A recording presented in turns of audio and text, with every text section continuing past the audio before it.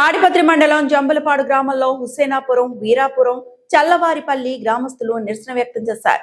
ముఖ్యంగా ఆర్దా స్టీల్ ఫ్యాక్టరీలో పొల్యూషన్ వస్తుందని కొంతమంది స్వార్థపరుల మాట విని సంతకాలు చేసిన వారి ఇళ్ల వద్ద శాంతియుతంగా నిరసన వ్యక్తం చేశారు. ఈ నిరసన కార్యక్రమంలో తాడిపత్రి తెలుగుదేశం పార్టీకి చెందిన మాజీ కౌన్సిలర్లు, టీడీపీ నాయకులు మద్దతు తెలిపారు. ఈ సందర్భంగా మాజీ కౌన్సిలర్ మల్లికార్జున షేక్షావలి మాట్లాడుతూ 1989లో తాడిపత్రి మండలంలో స్టీల్ ప్లాంట్ స్థాపించడం కోసం మాజీ మంత్రి జేసీ దివాకర్ రెడ్డి భూసేకరణ చేపట్టడం జరిగిందని, 1994లో జంబులపాడు గ్రామం వద్ద ఎస్జేకే పేరుతో స్టీల్ ప్లాంట్ ప్రారంభమయ్యి ప్రస్తుతం ఏఆర్జేఎస్ స్టీల్ ప్లాంట్ పేరుతో కొనసాగుతుందని అన్నారు. ప్రస్తుతం ఆర్జా స్టీల్ ఫ్యాక్టరీలో తాడిపత్రి పట్టణానికి చెందిన జంబలపాడు, హుస్సేనాపురం, వీరాపురం మరియు చల్లవారిపల్లె గ్రామాల ప్రజలు ప్రస్తుతం ఉపాధి పొందుతూ ప్రశాంతంగా జీవిస్తున్నారని, కానీ దురదృష్టవశాత్తు ఇటీవల కొందరు స్వార్థపరులు ఈ స్టీల్ పరిశ్రమను చెడగొట్టాలని కంకణం కట్టుకున్నారని అన్నారు.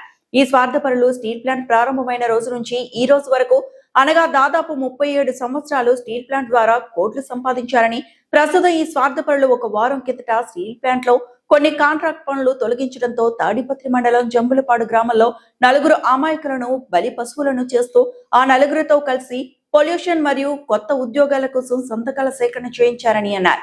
ఈ సంతకాలు ఎవరు చేశారో వాళ్ళ ఇంటి దగ్గరికి వెళ్లి మౌనంగా ఈ రోజు వారి ఇంటి ముందు నిరసన వ్యక్తం చేస్తామని అన్నారు.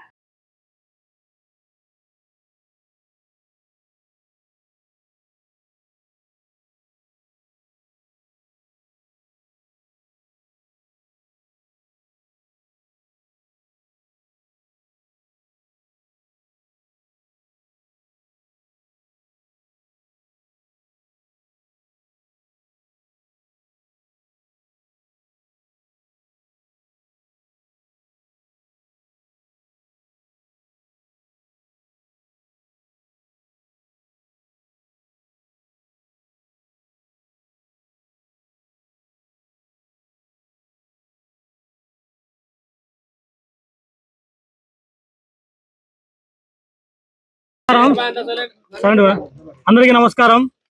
మరి గత కొద్ది రోజుల నుంచి అజాద్ స్టీల్ ప్లాంట్ మీద కంప్లైంట్ ఇచ్చారని చెప్పేసి కొద్ది ఇష్యూ జరుగుతుంది. దీని గురించి మేము మొన్న చెప్పిన విధంగానే వివరణ ఇవ్వాలని చెప్పి ఊర్లోకి వచ్చాము. అందరికీ పాంప్లెట్ కూడా పంచాము. మా ఉద్దేశం ఏంటంటే, అసలు అజాద్ స్టీల్ ప్లాంట్ వచ్చేసి 1994లో హెచ్ఏకే అనే పేరుతో మొదలైంది. మరి కంప్లైంట్ దారు మరి తెలిసి పెట్టారో తెలియక పెట్టారో కానీ ఏదో ఎవరో చెప్పింటే కనుక సంతకం అయితే చేశారు. కానీ ఈ ప్లాంట్ స్టార్ట్ అయినప్పుడు ఈ సంతకం చేసిన వ్యక్తికి దాదాపు రమారమి అప్పుడు ఒక ప్లాంట్ స్థాపించి దాదాపు 32 సంవత్సరాలు అవుతుంది. అంటే ప్లాంట్ స్టార్ట్ చేసినప్పుడు నీకు 17 సంవత్సరాలు, నువ్వు అప్పుడు మైనర్వి. మరి నువ్వు కంప్లైంట్ ఇచ్చావు. మరి మేము ఒకటే ప్రశ్నిస్తున్నాం, ఈ మధ్య కాలంలో మీ ఊరిలో కానీ మీ కుటుంబ సభ్యులో కానీ ఈ ఫ్యాక్టరీ వల్ల ఏమైనా అనారోగ్య సమస్యలు ఏమన్నా ఎదురయ్యాయా? మామూలుగా పొల్యూషన్ అంటే కనుక లంగ్స్ సంబంధించిన సమస్యలు ఏదైనా కానీ వస్తాయని అంటారు. అలాంటి సమస్యలు ఏమైనా మీకు ఎదురయ్యా అని మేము ప్రశ్నిస్తున్నాం. తర్వాత ఫ్యాక్టరీ వాళ్ళు మీ గ్రామానికి అభివృద్ధి పనులు చేశారా లేదా మా యొక్క ప్రశ్న. తర్వాత 1994లో అంటే 1994 ఫ్యాక్టరీ మొదలైనప్పుడు మీ భూములు ఉన్నాయి, ఇక్కడ భూములు విలువ అప్పుడు ఎంత ఉన్నాయి, మరి ఇప్పుడు విలువ ఎంత ఉన్నాయి అంటే ఇప్పుడు పెరిగినాయా లేదా? తర్వాత ఇప్పుడు తాడిపత్రి నుంచి మనం బయటికి వెళ్తే మనకు అనంతపూర్ రోడ్డు ఉంది, తాడిపత్రి మొత్తం కలిసి చుక్లూరు రూట్ ఉంది, పెదపప్పూరు రూట్ ఉంది, తర్వాత ఎల్లనూరు రోడ్డు, తర్వాత పుట్లూరు రోడ్డు, తర్వాత నంద్యాల రోడ్డు. ఈ రోడ్లన్నీ చూసుకుంటే అక్కడున్న భూములు విలువలు ఎంత ఉన్నాయి, ఈ ఫ్యాక్టరీ మొదలైనాక కడప రోడ్లో ఉన్న భూములు విలువ ఎంత ఉన్నాయి. ఇదే ఫ్యాక్టరీ ముందర అప్పుడు మున్సిపాలిటీ వారు 10 ఎకరాలు కేవలం ₹1,00,000 కొన్నారు. మరి ఇప్పుడు దాని విలువ ఇప్పుడు ఎంత ఉందంటే 10 ఎకరాలు మొత్తం కలిపి 36 కోట్లు ఉంది. మరి ఆ రోజు 32 సంవత్సరాల క్రితం ఇచ్చిన భూములు మార్కెట్ వాల్యూ కంటే మీకు అంటే మీరు అప్పుడు భూములు కోల్పోయినారని చెప్పారు కదా, ఆ రోజు మార్కెట్ విలువ కంటే 10 రెట్లు ఎక్కువ మీకు నష్టపరిహారం చెల్లించారు. మరి ఆ రోజు భూములు కోల్పోయిన వాళ్ళల్లో మేజర్లు ఎవరికైనా కానీ ఉద్యోగాలు వచ్చాయా లేదా అని చెప్పాలి మాకు.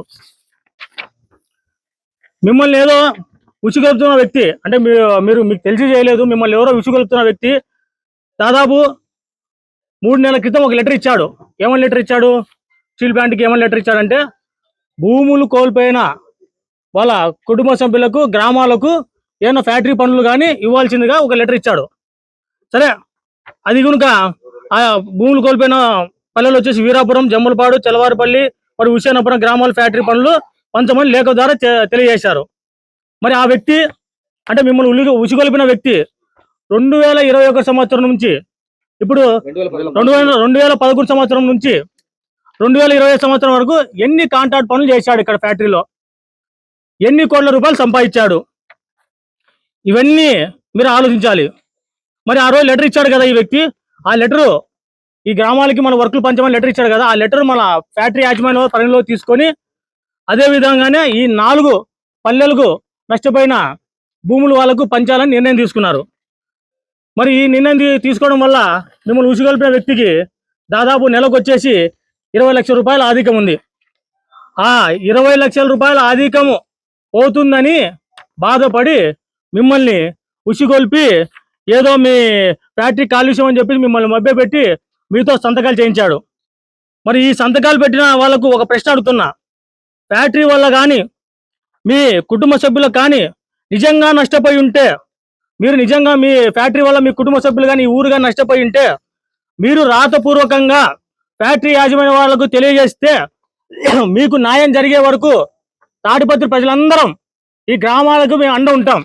అది తెలియజేయడానికే మేము మీ ముందు వచ్చినాం. చివరిగా మీకు తెలియజేయడం ఏమనగా, మిమ్మల్ని ఉసిగొల్పి మీ ద్వారా లెటర్ ఇప్పించిన వాళ్ళు కేవలం వారి స్వార్థ ప్రయోజనాలకి మిమ్మల్ని పావులుగా వాడుకున్నారు తప్ప మరి ఇంకోటి ఏం లేదు. దయచేసి మీరందరూ, ఈ గ్రామ ప్రజలందరూ ఈ విషయాన్ని మీరు గమనించవలసిందిగా కోరుతున్నాము. మరి ఇట్లు తాడిపత్రి అభివృద్ధి కోరే తాడిపత్రి మండల ప్రజలు.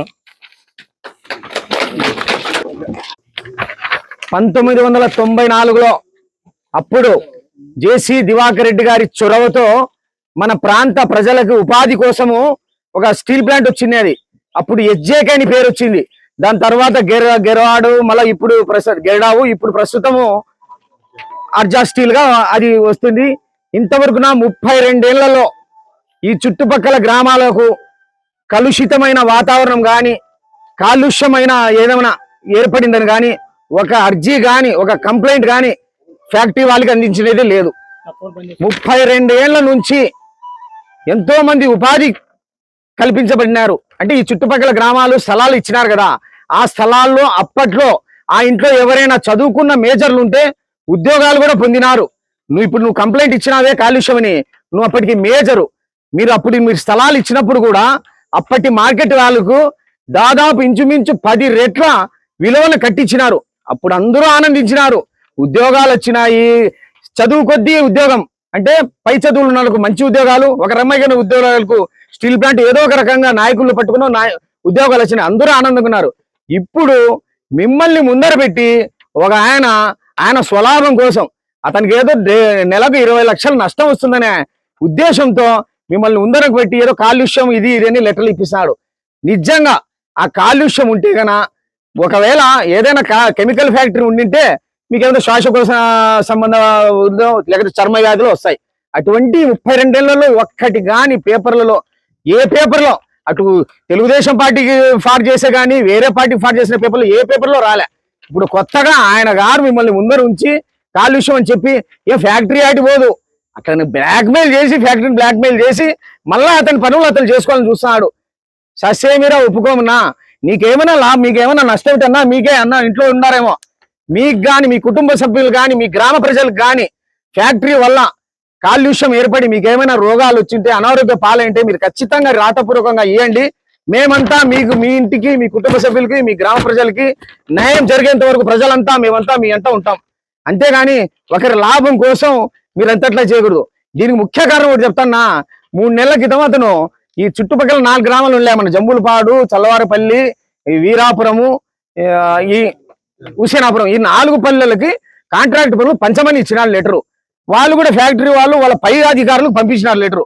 వాళ్ళు కూడా ఆలోచించి ఇదేదో బాగానే ఉంది అట్లే చేద్దామని నిర్ణయానికి వచ్చినారు. ఆ నిర్ణయానికి వస్తే అతను ఏదో అనుకున్నాడు, తన పోయి తనే తగ్గుకున్నాడు. ఆ నిర్ణయానికి వచ్చి ఆ పనులు పంచితే ఇంకా అక్రమంగా 20 లక్షలు ఏమో సంపాదించాడు, మొత్తం వర్కులన్నీ ఇతనే చేస్తున్నాడు, అవన్నీ పోతాయని ఇట్లా మిమ్మల్ని నీకు ఇంకా నలుగురిని పెట్టి ముందర గేమ్ ఆడుతున్నాడు. నీకు నిజంగా మీకు భూములు పోయి మీకు భూముల పరిహారం కానీ మీ ఇంట్లో అర్హులు ఉంటే ఉద్యోగం కానీ రాకపోయింటే నువ్వు రా, ఖచ్చితంగా ఏమైనా న్యాయం కోసం పోరాడు. అంతేగాని ఊరికి కాలుష్యం అని ఎంత బాగుంది నా ఇప్పుడు కడప రోడ్డు. మన తాడపత్రి నుంచి వెలుపలికి పోవాలంటే 6 రోడ్లు ఉన్నాయి. ఒకటి అనంతపురం రోడ్డు, అది హైవేనే. గుత్తి రోడ్డు, అది హైవేనే. నంద్యాల రోడ్డు ఉంది, ఎల్లూరు రోడ్డు ఉంది, పుత్తూరు రోడ్డు ఉంది. ఈ రోడ్ల కన్నా కడప రోడ్డే ఎందుకున్న వాల్యూ ఎక్కువ ఉండేది. రియల్టర్లకు అడగండి, రియల్ ఎస్టేట్ చేసే వాళ్ళు ఏజెంట్లకు అడగండి, ఎందుకు ఇంత రేట్ ఎక్కువ ఉందని. ఫ్యాక్టరీ మూలంగా అక్కడంతా డెవలప్ అయినాయి, విల్లాస్ వచ్చినాయి, మంచి మంచి అపార్ట్మెంట్స్ వస్తున్నాయి. ఎట్లుందంటే అది కమర్షియల్ ఏరియాగా ఏర్పడింది, దానికి కారణం ఫ్యాక్టరీ. అలాంటి ఫ్యాక్టరీని ఎవరో చెప్పినాడని నువ్వు కాలుష్యం అంటే ఎట్లన్నా బాగా ఆలోచించే, దూరం ఆలోచించే.